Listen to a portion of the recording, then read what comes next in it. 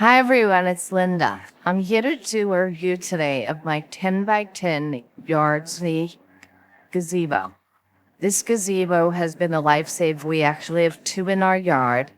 This comes with wood beams and joists and a metal roof.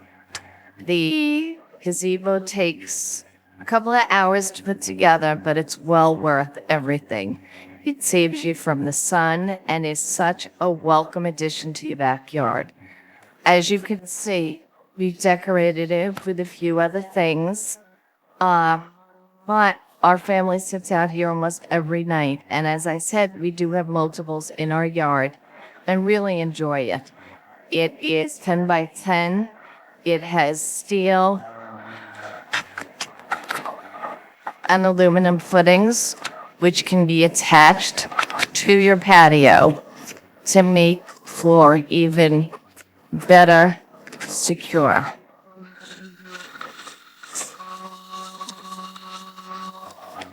You will be not sorry that you got this. It's great for summer parties and great for just eating outside to protect you from the sun and the heat. This is a review of our Yardistry 12 by 14 gazebo. This gazebo is awesome. We put it together ourselves. It has this tin roof, so nothing really stays on it. It melts and comes right off, and it's really pretty wood. Everything in the kit was there. We didn't have any missing pieces. The hardware is incredibly durable. The only thing we had to provide ourselves is we did get these concrete screws to attach it because we live in a place that's very windy.